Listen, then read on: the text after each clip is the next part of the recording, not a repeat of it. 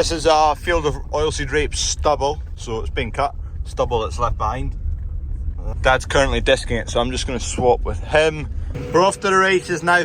What I'm doing is I'm just disturbing the trash that's lying on the ground, because that's a good bed for slugs to lie in, lay eggs in. So by me going through it with the discs, breaking it up, spreading it out, it allows it to dry out, because the slugs like damp, wet, moist conditions.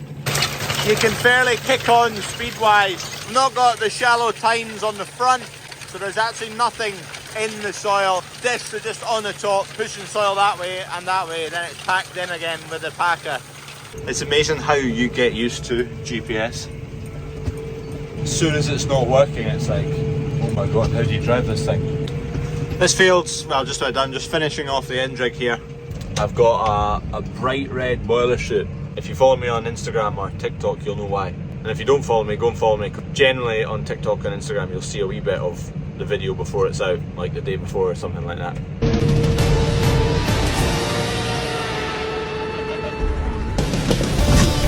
Almost finished. You can see a couple of wee widths to do on the end rig here, and then I'm shifting over to this triangle field, get that wiped out, and then I've got another field over there. These were the 3 fields of rape this year. They'll all be going into wheat. Field done. I've got a big drive to the next one, over the road and into the gate. Neighbours are on the shift. This is all the thrash that's left over from the oilseed rape. There's the wee pods that the rape was in, and that's like a breeding ground for slugs. They absolutely love it because it holds the moisture, and slugs are drawn to moisture and they reproduce, and you end up with loads of slugs. So I'm just scattering this about, burying bits of it as well. It allows it to get a bit aerated, get air through it, dry it out. It also dislodges pockets of eggs, reduces the slug pressure. It's going to get sown in about a week's time, so that'll give it a chance for all that to dry out and the slug pressure to reduce again, so that when the crop is sown in the ground, the risk of damage from slugs is drastically reduced. That's the theory anyway, and it seems to work. Any tram lines in the fields, they've already been subsoiled to take the compaction out.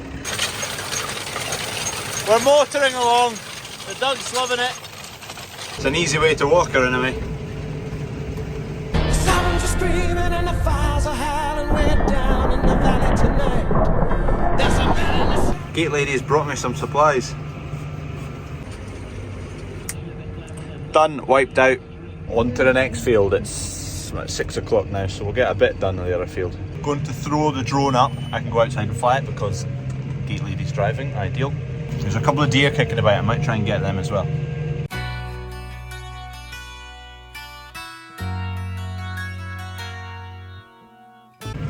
Gate lady's just smoothening, that's a weird word, or is it a word? I don't know.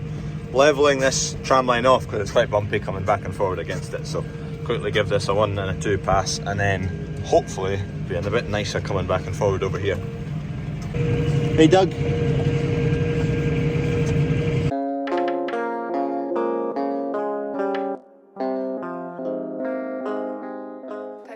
Lights fading, rain's coming. Clock's ticking. Brain power delinquished. Saying that, it takes no brain power doing this. Turn around, click a button, go to the other end. Job done. It's actually gone, well, it's not wet, but it's, you can see the road's all dark. It's made the roads wet, that's how wet it is. Anyway, got a fair bit done. We'll finish that field tomorrow. Need to put the shallow tines back onto the set of discs. Do another field in front of Kev, which we'll be sowing winter barley into. We're going to try a wee field of, what stubble is it? It is wheat stubble, and there's winter barley going in behind, so we're going to try a field, just disc it. The rest has been ploughed, see how it comes. Good night.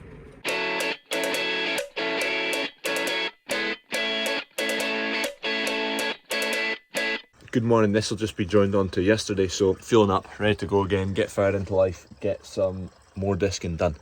Back to it now. Hopefully get this field done by kind of mid-afternoon. It's quite a big field. It's a dog leg, goes down around the corner. Here it is. The meerkat again. Oh, she's found a new spot. Don't you do that, you'll be hitting my forward button. She's daft for the hares, absolutely daft.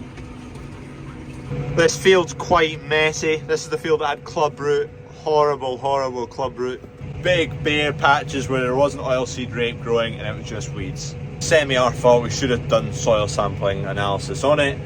We're now doing that to all our fields going into rape and testing them for clubroot. We did put in our fields this year to test them, but where they went, I think they went to SRUC and they tested them for some disease in potatoes, which is no use to us. So we had to put them in again for testing, but it takes that long to get them back. So we just went with a variety called Chrome, which is resistant to clubroot. Because it's a hybrid seed, it was double the price, which is lovely. Anyway, next year we'll get analysis done just to make sure before we sow that it's not got clubroot in it. And if it does, we put in clubroot resistant varieties. But we did it all this year because we didn't get the test back, and just to be on the safe side of things. Rather pay double the seed cost than have half a field missing like this field did. Just working into this corner just now. See that that line there? That's where the side knife on the combine was working. So the side knife goes along like that, chops through the kind of meshed oilseed rape. It kind of meshes together, cuts a path, and that's where all the seeds have all fallen out of those pods that have been cut open. You can see it really clearly. That'll be the last pass of the combine before it started cutting into the body of the field. The farm shop is empty. Queen's funeral today, so we're closed. Quite a lot of staff still in today, just catching up with things and tidying things up and getting on top of things when we get the chance, and everything's empty. The wee grey Fergie's got some vinyl stickers on it. Got that done to the grey Fergie. It's outside the farm shop here. So if you want to come and get a picture with it, tag me on Instagram or TikTok or anything. It's quite eerie around here, we're not used to this. Other than Christmas Day, Boxing Day, New Year's Day, I don't think the shop's been closed started 20 years ago, so a while.